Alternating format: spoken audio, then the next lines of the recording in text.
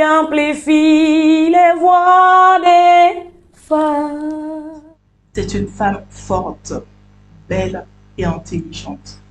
Elle est le symbole du leadership féminin, une figure emblématique de l'art oratoire. Elle est l'incarnation de la persévérance et de l'abnégation. Aujourd'hui, nous la découvrirons sous toutes ses facettes. Mesdames et messieurs, bonsoir et bienvenue sur Mosso News, le média leader qui amplifie la voix des femmes. Elda Rayonwende Kohama est notre invitée du jour. Bonjour. Bonjour et merci de me recevoir sur votre plateau. Elda, merci d'avoir accepté notre invitation. C'est un plaisir, d'autant plus que je suis sur le média qui amplifie la voix des femmes. C'est pour moi un honneur d'être là. Vous n'êtes pas sans ignorer que le peuple burkinabé vous aime énormément. Je dirais que beaucoup de gens aiment ce que je fais. Ma personne, ça c'est encore à étudier. Et dans ce sens-là, on va débuter cette émission-là avec la question des internautes. Et la première question qui revient incessamment, c'est est-ce que vous êtes marié? Je ne suis pas encore mariée, je n'ai pas encore reçu cette grâce, mais je sais que c'est quelque chose qui est bien prévu dans les années à venir. Êtes-vous un cœur à prendre alors? Mon cœur, il est déjà pris, on va dire ça comme ça. Par un burkinabé? Disons en tout cas que c'est quelqu'un qui aime Dieu et qui m'aime bien, donc voilà, je m'en réjouis. D'accord. En Afrique, commente Mariam Lingani, les hommes ont tendance à avoir peur des femmes très aimées et instruites. Est-ce que cela a été votre cas? Je dirais que j'ai rencontré des personnes effectivement dans mon parcours, qu'ils soient professionnels, sociaux ou sur le plan relationnel, comme elle l'a bien signifié, qui ont tout de suite eu peur de ne pas avoir à m'apprendre des choses. Parce qu'on a aussi cette fierté masculine qui veut être celui qui apprend de nouvelles choses, dicte la conduite.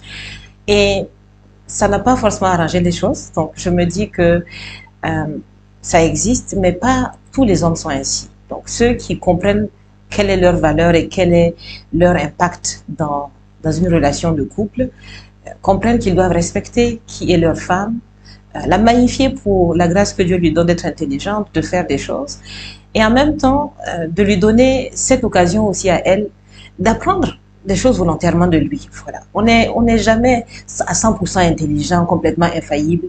C'est vrai qu'il y a des forces qu'on montre, mais il y a aussi des petites faiblesses, et c'est dans cette complémentarité que les couples se tiennent et puis voilà, font des choses extraordinaires ensemble. Je pense que oui, ça existe, mais pas tous les hommes. En tout cas, pas celui qui est actuellement qui a pris votre cœur. Je l'espère. Hein. Alia de Bako qui aimerait savoir qui est Isidore Kini pour vous. Monsieur Isidore Kini, c'est le président directeur fondateur de Haute Nouvelle, une université qui m'a accueilli après mon année blanche. J'ai fait une année blanche après mon baccalauréat. Je ne le connaissais pas personnellement quand j'ai intégré l'université, mais je suis de nature à ne pas faire un passage passif, quel que soit l'endroit où je me rends. Donc, lorsque j'ai intégré l'université, je savais ce que je devais chercher. Mais tout de suite, j'ai écouté ce monsieur qui nous a fait un discours lors de l'accueil des nouveaux étudiants en disant sa volonté de rendre l'université bilingue. Et moi, j'aimais beaucoup les langues.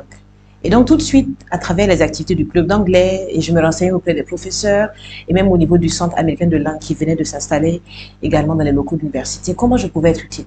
Donc, c'est pas des activités bénévoles comme ça que j'ai introduit d'abord la maîtrise de cérémonie en langue anglaise, dans les différentes cérémonies, demander en fait à... Voilà. Donc, toutes ces activités ont fait que tout de suite, j'étais mis au premier plan dans certaines activités. Voilà, les encadreurs, les gens de l'administration voyaient mon zèle et je ne demandais jamais rien.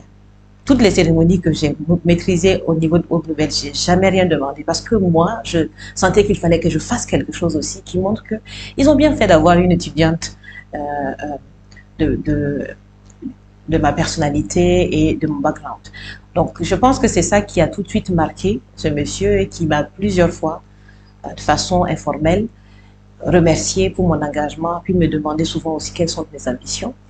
Et je pense que c'est quelqu'un aussi qui m'a fait du bien lorsque j'ai voulu être la représentante du Burkina Faso dans un concours de débat l'administration m'a encouragée pour aller le voir, donc lui expliquer que j'avais besoin qu'on finance donc mon déplacement pour cette compétition au Liban. Donc quelque chose qu'il a fait volontairement parce qu'il voyait déjà mon engagement que je faisais de façon bénévole. Ensuite, quand j'ai manqué de moyens pour continuer mes études, c'est l'administration même qui allait supporter donc mon dossier à son bureau pour lui dire voici quelqu'un qu'il faut pousser. Et je pense que j'étais la première à recevoir une bourse de sa part pour le second cycle.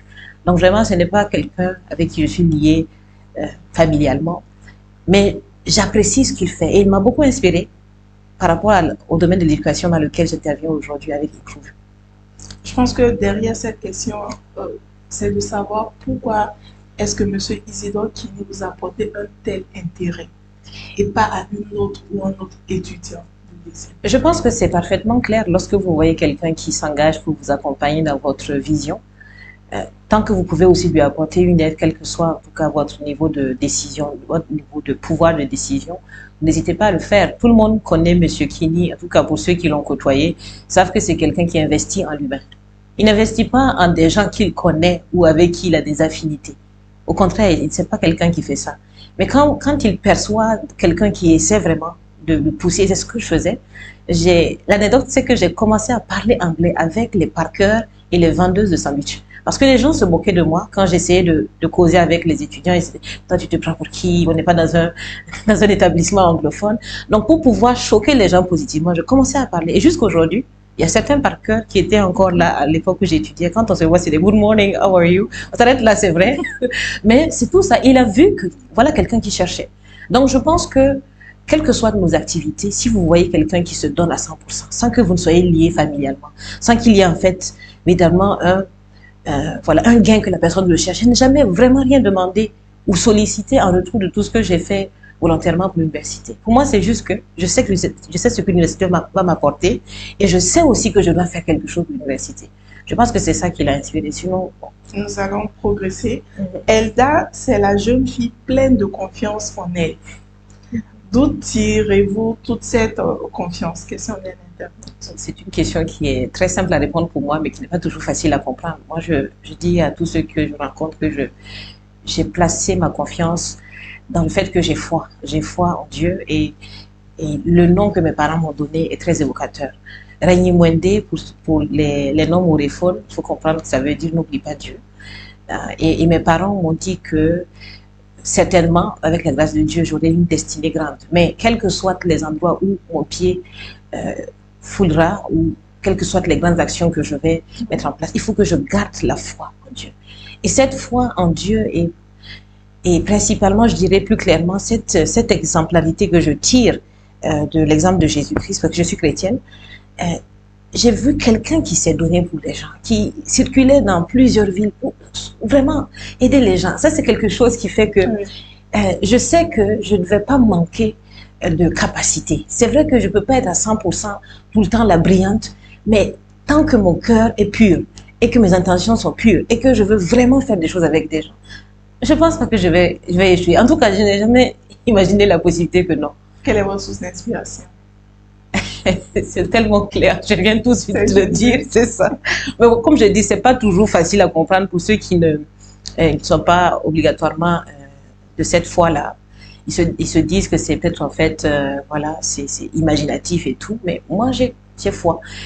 Mais après, je m'inspire aussi de personnes qui ont des parcours assez de combattants. Ça, c'est vraiment quelque chose que je recherche, des gens qui font plus que ce qu'on attend d'eux. Et j'en ai vraiment trouvé comme ça.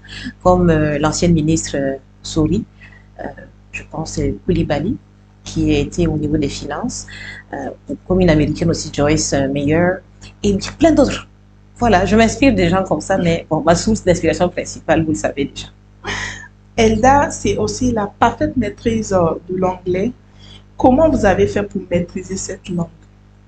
J'ai toujours aimé les langues. C'était pas vraiment particulièrement l'anglais. La langue parce qu'elle nous permet de comprendre les autres. Dès le primaire, j'avais l'opportunité d'avoir des camarades qui venaient un peu de partout. Il y en a qui n'étaient même pas du Burkina, donc qui souvent échangeaient entre eux. J'étais très curieuse. Mais qu'est-ce qu'ils racontent? c'est pas en français, c'est pas en moré. Bon, le Dioula, je comprends pas jusqu'à présent. Mais j'avais cette envie vraiment de ne pas être mise à part parce que je ne comprends pas. Et lorsque j'ai aussi, par l'entremise de mon père, compris que l'anglais c'est une langue assez déterminante dans le monde du business, je me suis lancée à apprendre d'abord la langue. Donc, j'étais très bien à l'écrit, mais j'avais des difficultés à l'oral.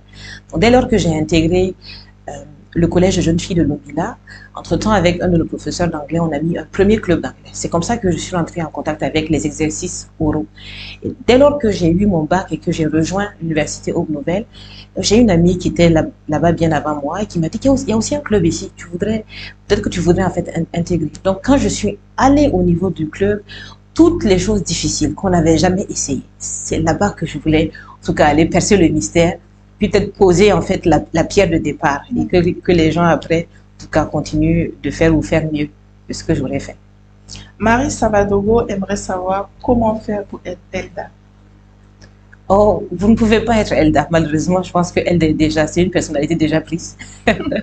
Mais je vous conseille d'être vous-même parce que le monde s'enrichit de la diversité. Vous êtes vous pour une bonne raison. Si vous changez, on ne pourra pas profiter de tout le merveilleux potentiel que vous avez. Maintenant, comme être la meilleure version de vous-même, il faut que vous puissiez déjà statuer à quel niveau vous êtes. Est-ce que vous connaissez réellement vos qualités, vos défauts?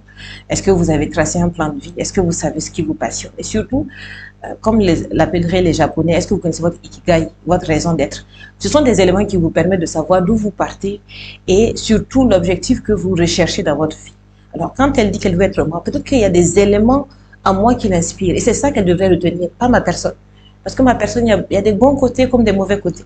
Mais si elle perçoit en moi des qualités ou certains objectifs qui l'inspirent, là, c'est une bonne manière donc de voir et de dessiner la trajectoire pour y arriver. L'entrepreneuriat au Burkina Faso, qu'est-ce que vous en pensez? Jusqu'à présent, je me désole quand même du fait que les gens minimisent leur potentiel. C'est vraiment ma perception. Pour avoir eu l'occasion d'aller un peu dans les pays de l'Afrique de l'Est, de voir comment les entrepreneurs sont assez engagés, ils prennent des risques, ils ont même en tête de pouvoir envahir le marché africain grâce aux différents accords qu'ont signés les départements de l'Union africaine pour faciliter vraiment les échanges. Je reviens au Burkina et je vois des entrepreneurs qui ne ciblent que 1000 personnes, même sur les 22 millions que nous sommes. Je vois des ambitions qui sont reléguées à une population de quartier, c'est mes amis et moi, ceux que je connais, alors qu'on aurait pu vraiment faire beaucoup de choses. Et ce qui caractérise le Burkina, c'est sa force de travail. Sauf qu'une force de travail qui n'est pas bien vendue sur le marché, ça revient à souffrir pour rien. Et on a l'impression que la vie ne s'améliore pas. Moi, je pense que l'entrepreneuriat aujourd'hui a besoin qu'on soit pointu, quelque chose qui manque encore, qu'on soit très bien dans la finition. Je pense que c'est quelque chose qui revient très souvent dans les commentaires. Dans les finitions, que ce soit dans l'industrie ou dans la construction, on doit être vraiment pointu. On doit rechercher de l'expertise. On doit nous-mêmes devenir des experts qui font partie de ceux qui décident dans le monde. Et ça va booster le Burkina Faso davantage. Et finalement, d'éviter d'aller tous s'agglutiner dans un domaine parce qu'on a vu quelqu'un réussir. Aujourd'hui, quand vous voyez les entrepreneurs qui commencent, désolé, pour tous ceux qui se retrouvent dans ces domaines-là, vous n'êtes pas ciblés, mais c'est mon constat. Si ce n'est pas dans la moule vestimentaire, c'est la transformation des jus, plutôt des fruits en jus, ou bien c'est, qu'est-ce que je dirais, c'est l'événementiel pour récompenser, soit des gens qui ont gagné ceci, soit des parcours, et parfois ça va jusque même récompenser ce qui ne devrait pas être récompensé. Ce qui ailleurs est normal, on applaudit à bâton rompu ici. Alors qu'il y a tellement de choses. Qu'en est-il de l'eau? Qu'en est-il de l'environnement? Ce sont des domaines qu'on néglige, mais qui pourtant feraient une richesse énorme. Il faut que le Burkinabé aujourd'hui diversifie ses secteurs d'activité, laisse la médiocrité et va se comparer aux normes internationales, fasse ressortir donc ce potentiel et arrête donc de s'émerveiller parce que 10 000 personnes ont liké. Je pense qu'on fera une autre émission avec le thème l'entrepreneuriat. Il y a tellement de choses à dire. Il y a tellement de choses à dire. Est-ce que Elda a des difficultés au quotidien? Oui, comme tout le monde. Comme tout le monde. De manière générale dans sa carrière professionnelle. Comme ma grand-mère, paix à son âme, le disait, voilà, Nisal Kakoureya. Ça veut dire, comme on n'est pas fait de pierre, il y a un moment où on va ressentir la douleur. Et je crois que c'est une anecdote qu'elle m'a donnée qui m'encourage pour dire que oui, on a des moments où la fatigue s'entremêle alors que les sollicitations sont nombreuses et quand on ne répond pas à temps, la personne de l'autre côté peut se donner une image de oh, ça doit être quelqu'un maintenant qu'elle est connue, elle ne répond pas. Et pourtant, on considère que la personne, souvent, elle est complètement fatiguée, son cerveau a besoin de se reposer. On a tous ceux qui vous connaissez avant et qui essaient aussi de mettre la pression sur le volet amical, bon, comme on se connaît, ce qu'on peut faire gratuitement, alors qu'il y a tout ça à gérer et il y a, voilà, il faut aussi coacher au quotidien l'équipe avec laquelle on est parce qu'on a des ambitions. Souvent, il faut les faire rêver jusqu'à un certain niveau pour qu'ils se détachent en fait des déterminismes sociaux qu'on a ici, pour aller vers des rêves qui sont possibles à l'international. Donc, je pense que je m'épuise au quotidien à dispatcher le rêve, la vision, la force dans tout ce que je peux. Et peut-être mon plus gros problème que j'ai aujourd'hui, c'est de ne pas pouvoir me reposer. Donc, ça fait que souvent, ça va augmenter le niveau de stress. Ça va augmenter aussi les céphalies à répétition. Et voilà. Donc, je pense que c'est les plus grandes difficultés. C'est avoir l'impression que on sort d'une situation pour en tomber dans une autre, sans jamais avoir le répit. C'est ça. Elda, aujourd'hui, c'est toujours l'image de son intervention devant Macron. Oui. Un internaute aimerait savoir si Macron savait déjà à l'avance la question sur la marmite sale. La réponse est non. La réponse est non. Macron ne savait pas quel était le contenu de mon discours et même je vais l'étendre. Ni mes camarades, les 10 autres, ne savaient quel était le discours que j'ai écrit puisque je l'ai écrit la veille. Maintenant, en termes de précision à donner, nous avons été d'abord, nous 11, les pépites, ensemble quelques jours pour organiser nos idées. Quand je dis organiser, c'est-à-dire de ne pas être dans une situation où chacun va aller répéter, redonder, parce que vous savez, les problèmes des pays africains se ressemblent à quelques détails près, surtout quand il s'agit de la relation avec la France. Donc, moi, j'avais choisi d'intervenir sur les obstacles. Et sur les obstacles, on était quand même plusieurs. Je pense que la Malienne voulait parler de tout ce qui concerne le volet militaire. Moi, je leur dis, bon, comme au Burkina, c'est vrai qu'il y avait une présence française, mais elle était encore plus agissante au niveau du Mali. Je dis, pas de problème, tu prends ce côté. Moi, je vais parler de la relation humaine, plutôt humaine. Comment est-ce qu'on se perçoit. Donc, chacun allait défendre donc ses différents arguments. Maintenant, il y avait une anecdote que je partageais sans jamais l'expliquer dans le contexte de la relation. Donc, cette anecdote de la marmite, j'en ai parlé à mes camarades sans l'expliquer dans un contexte de discours. Vous voyez ce que je veux dire? C'est-à-dire, c'est comme quand vous citez des anecdotes à quelqu'un. Donc, je l'ai fait avec mes camarades. Je sais aussi qu'on est allé le 5 octobre au niveau de l'Élysée. On devait rencontrer Achille Mbembe et les autres membres, je pense, du Conseil africain, donc Conseil français pour l'Afrique. Je ne sais plus. Voilà, je pense que c'est quelque chose comme ça. Voilà, donc là-bas encore, j'ai relancé l'anecdote sans la relier en fait à quel que ce soit en fait de mon discours. Et je pense que c'est mon compatriote sénégalais qui l'a cité comme suit. Oui, Elda a déjà parlé de la marmite. Mais est-ce que Elda a partagé son discours? Est-ce que Elda a développé son discours et l'a remis au président? Je n'ai jamais dit cela. Pour terminer sur la question, effectivement, la polémique a commencé au moment où j'ai répondu à un média, je pense TV5 Monde, qui avait fait une émission et la question m'a été posée. Est-ce que vous avez déjà parlé de la marmite sale, parce que votre compatriote sénégalais l'a dit, vous en avez déjà parlé devant le président Macron?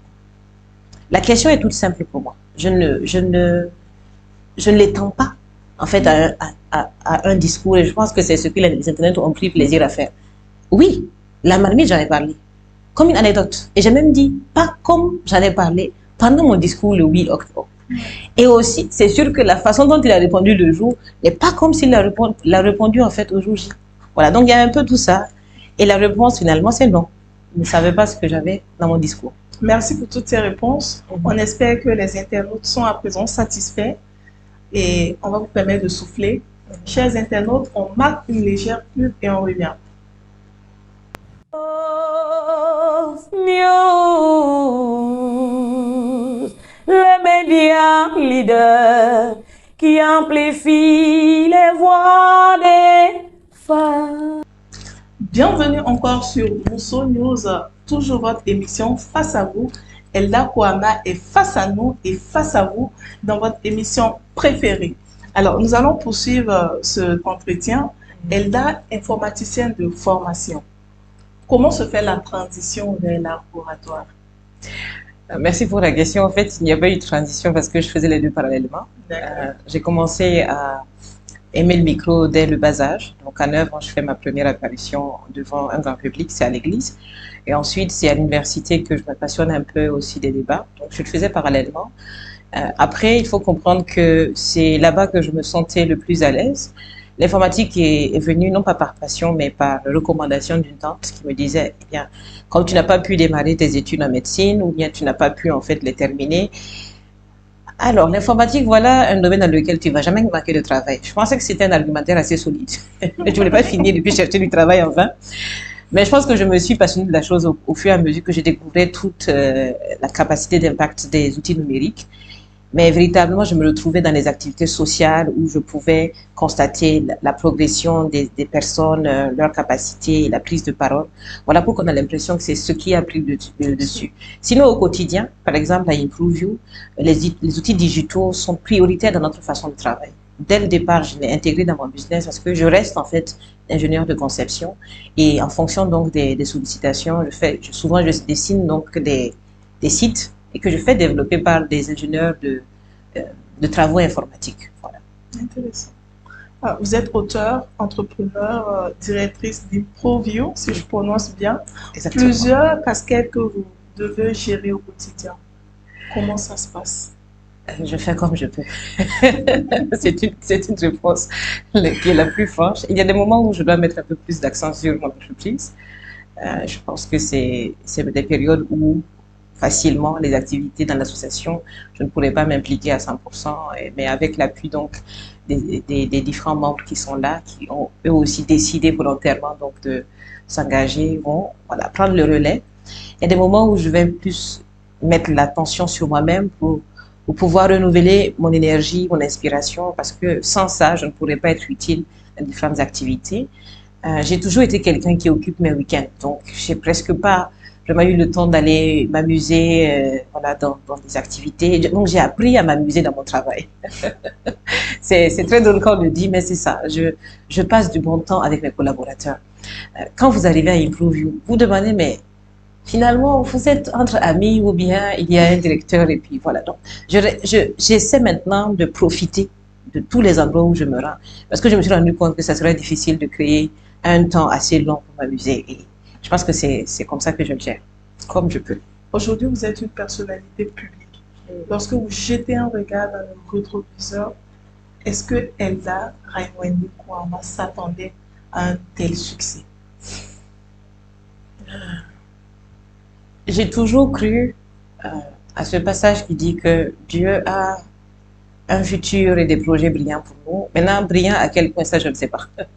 Ce qui fait que je ne me suis pas attendue à ce que, par exemple, de mon intervention à Montpellier devienne virale dès le lendemain. Je pense que ce sont des gens même qui m'ont contacté après, me dit, mais est-ce que tu sais ce qui se passe sur Internet? Donc, je ne dirais pas que je me suis attendue à ça. L'anecdote même, et que beaucoup ne savaient pas, c'est que quand on est arrivé tout de suite, d'abord à Paris, avant de continuer à Montpellier, tous mes autres camarades avaient déjà des contacts sur place, il y avait des médias qui les contactaient. J'étais la seule. Personne ne me voulait sur son plateau. Quand j'y pense, en fait, ça me fait sourire parce que on appelait tout le monde, voilà, venez à telle émission, on a besoin de vous entendre. Moi, on m'appelait pas.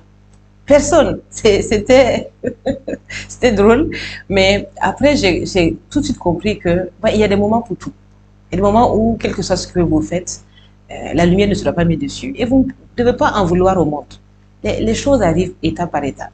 Voilà. S'il arrive que, par chance ou par circonstance, ce que tu fais est mis en lumière, peut-être c'est de savoir pourquoi c'est maintenant et de pouvoir donner davantage de ton énergie pour développer des choses qui vont être plus utiles et plus utilisables par le plus grand nombre. Moi, je vois cette popularité, je l'appelle comme ça, cette popularité comme étant une occasion pour moi de faire mieux, de faire, d'être plus responsable pour ce que je fais, d'être plus ouvert aux autres, mais pas plus que ça. Parce que les choses passent.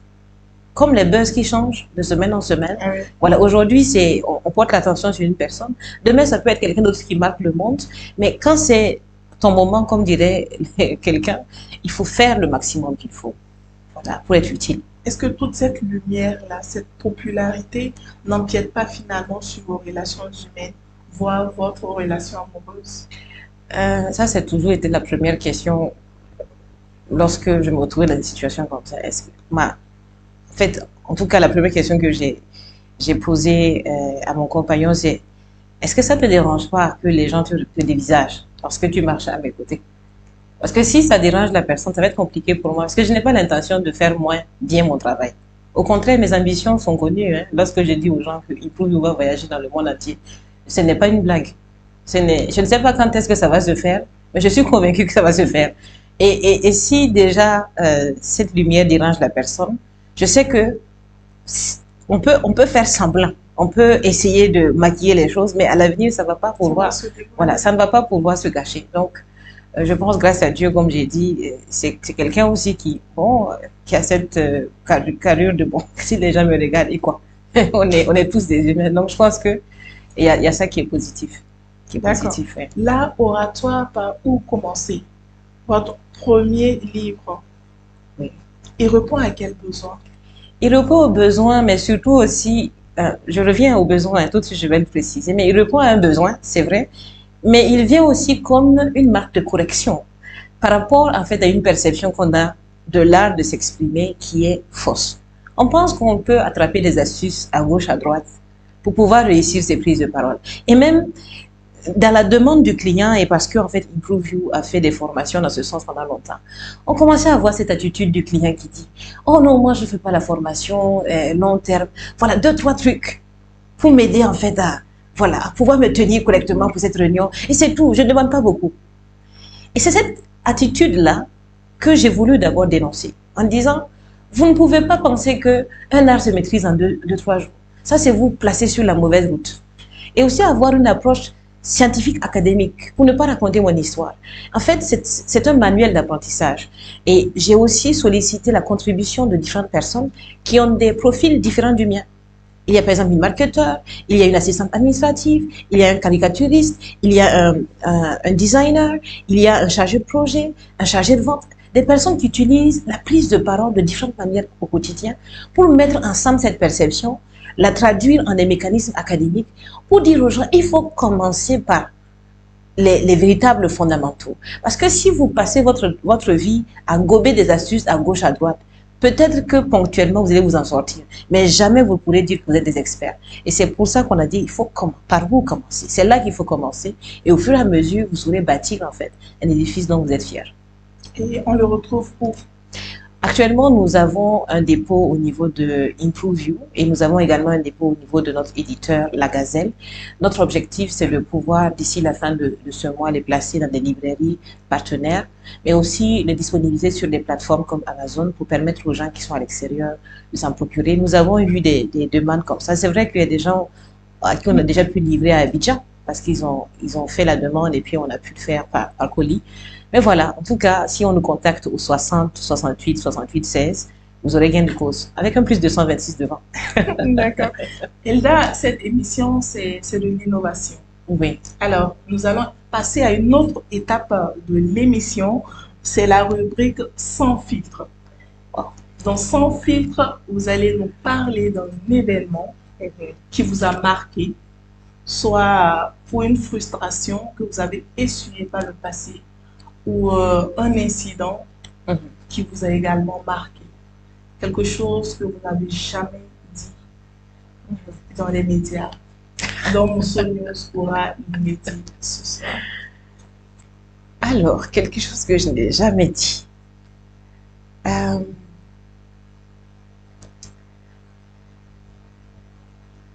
Je pense qu'il y a beaucoup de choses qui ont miné mon parcours, mais une chose qui m'a marquée, peut-être que je vais taire des noms pour vraiment éviter que ce soit après en fait des sujets voilà. Donc il y a quelqu'un que j'ai connu dans mon parcours personnel à qui j'ai vraiment dévoué une partie donc de ma vivacité, de mon énergie pour l'aider à développer son initiative.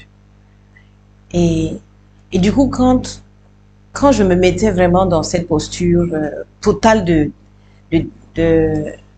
comment je dirais, de me dédier à ça, eh bien, ça faisait que les gens avec qui je travaillais voyaient mon potentiel et commençaient donc à lui faire des retours comme quoi, ah, mais nous, on apprécie vraiment ce que voilà, ta collaboratrice fait et on voudrait l'amener à un certain niveau.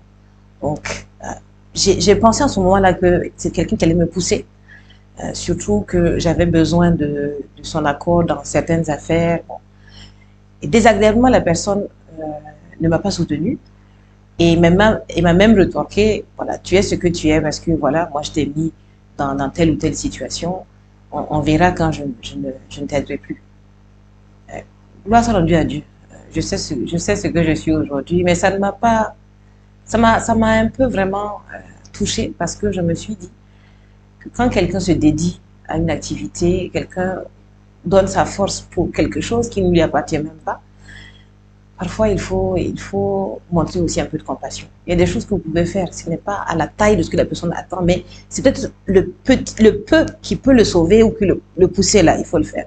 Et moi, c'est quelque chose que j'essaie de faire dans mon entreprise, quelle que soit la personne qui vient travailler avec moi. Peut-être que les attentes de la personne sont diversifiées, mais s'il y a quelque chose à laquelle la personne en fait tient et que je peux faire quelque chose par mes relations ou par en tout cas la popularité, la crédibilité de Inclusion, je n'hésite pas. Parce que je me dis, on ne sait jamais ce que demain nous réserve. Non, voilà ce que je peux dire. C'est vraiment avec aussi, je ne sais pas si c'est sans filtre, mais c'est vraiment... Encore une autre étape dans cette émission. Oui. Et pour le cours, nous allons simplement vous demander d'écouter attentivement. D'accord. Parler d'Elda, je pourrais le faire toute une journée. Ce qui m'inspire en elle, c'est surtout qu'elle est perfectionniste. L'excellence ou rien. C'est le genre de patron qui vous pousse au plus haut niveau, pas que sur l'aspect professionnel, mais aussi social. Il lui arrive de nous recommander des livres à lire pour notre propre culture. Quand elle tombe sur des articles, elle nous partage les liens et tout afin qu'on les lise. J'ai rarement croisé sur mon chemin une personne avec autant de qualités humainement comme elle. Je suis une version améliorée aujourd'hui grâce à elle. Tout en moi a changé. Ma vision, mon approche, mes convictions. Si la termitière vit, c'est parce qu'elle ajoute de la terre à la terre. Sachez que vos actions portent déjà fruit et j'en suis la preuve. Je prie Dieu de vous bénir abondamment, santé et plein d'opportunités afin que nous puissions construire notre siège 5 étoiles à Ouagadougou 2000 le plus tôt. C'est notre vœu et on en parle très souvent. DG, allons à la conquête du monde, car beaucoup attendent que nous impactons leur vie. Parce que le meilleur est en vous. Wow. Franck, Oh mon Dieu, oh mon Dieu.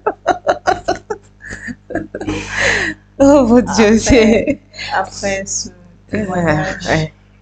on va vous donner Oui, merci.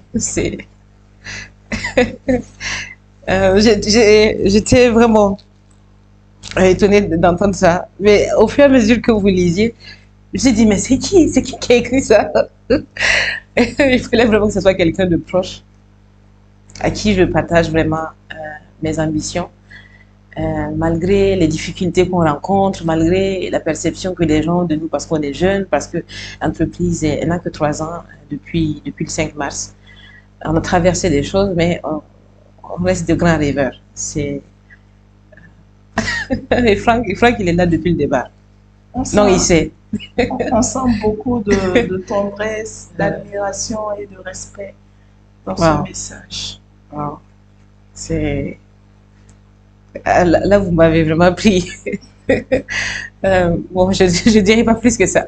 En tout cas, merci à Franck. Merci pour le mot. Mesdames et messieurs, on va marquer une légère pause pour permettre à notre invité de souffler, de se ressaisir. Et on revient. Oui. News, le média leader qui amplifie les voix des femmes.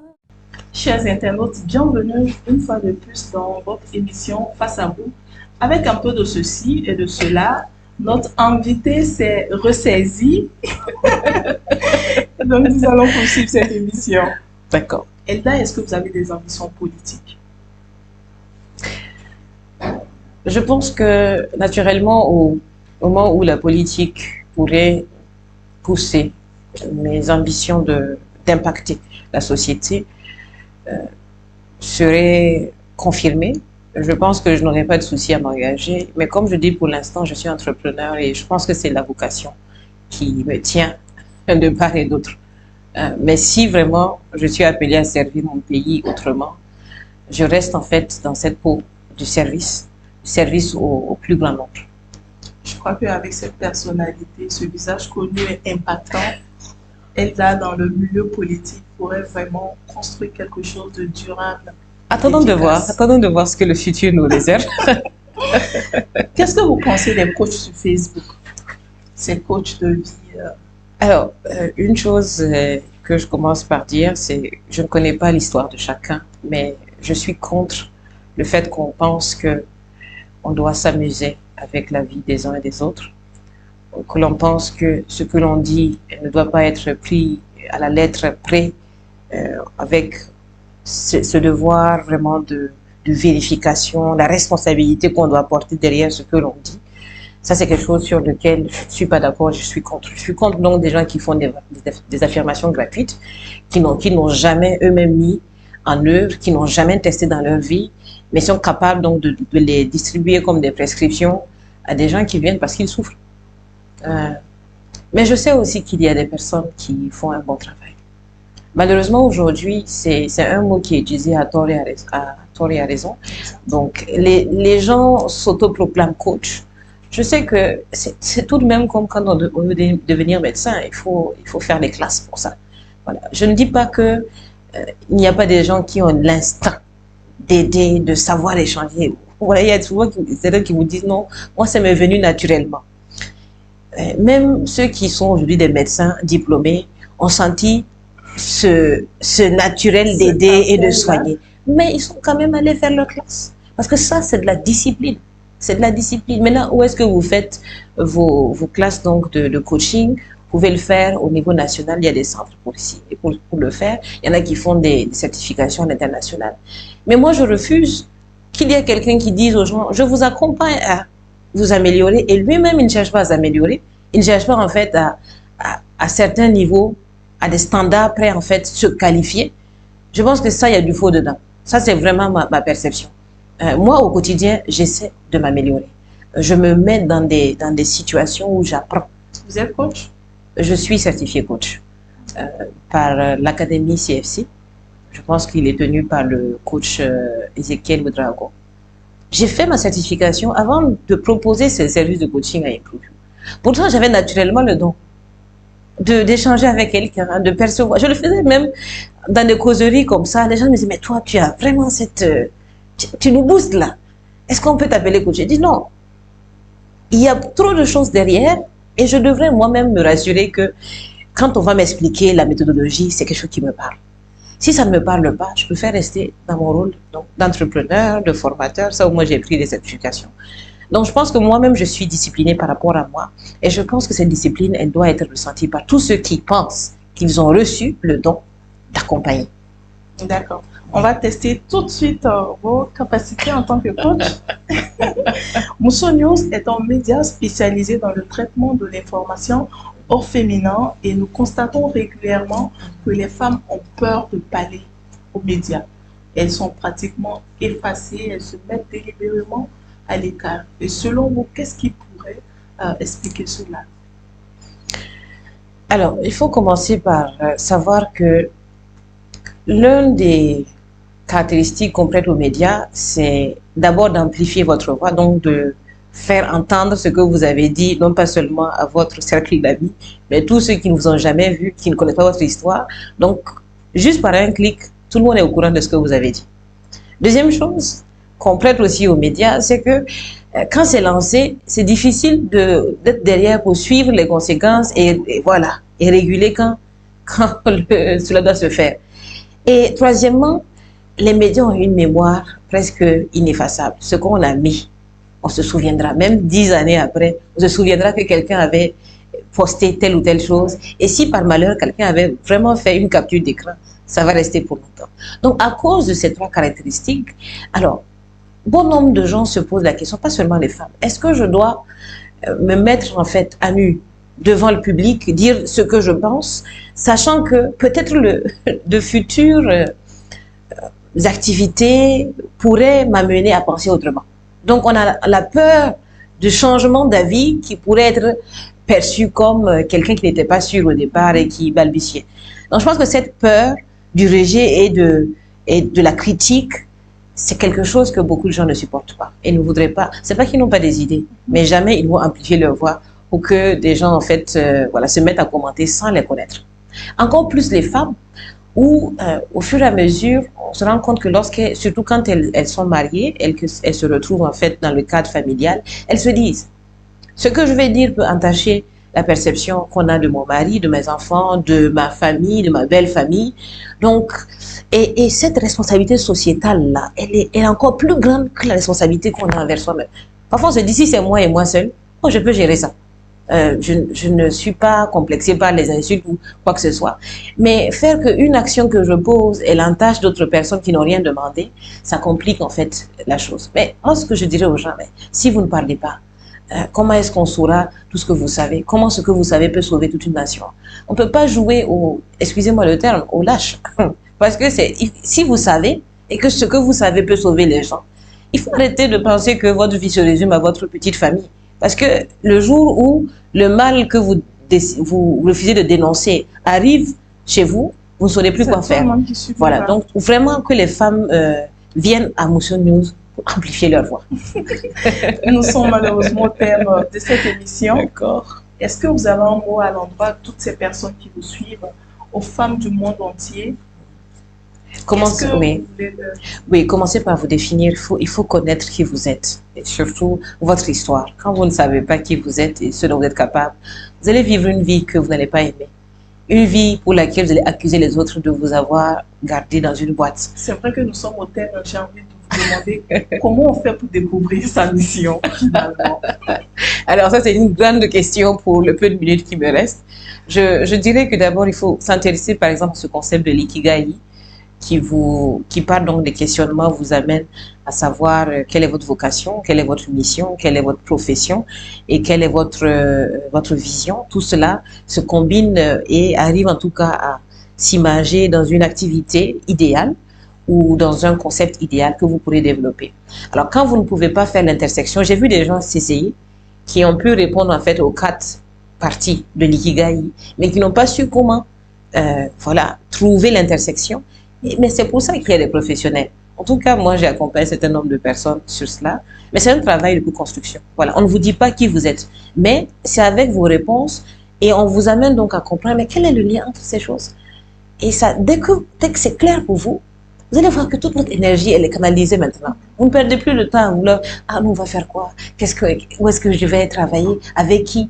Même le choix des personnes qui doivent vous accompagner dans votre mission devient plus clair. Parce que vous savez qui vous êtes et ce que vous êtes capable de faire. En tout cas, commencez par là. Soyez forte. la douleur, tout le monde la partage. Et ça, ce n'est pas pour paraphraser quelqu'un qui l'a dit, mais vous êtes capable et vous pouvez le faire. Faites-le pendant que vous êtes encore vivante, ça va servir plus. C'est vrai qu'on peut compter sur vos actions, même après, voilà, à titre posthume, comme vous, certains leaders, mais c'est pas notre souvenance de voir vos actions concrètes pendant que vous êtes encore là, pendant que votre énergie est encore toute fraîche. Bon courage.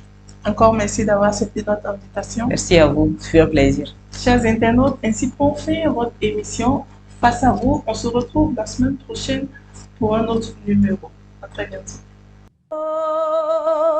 News, le média leader qui amplifie les voix des femmes.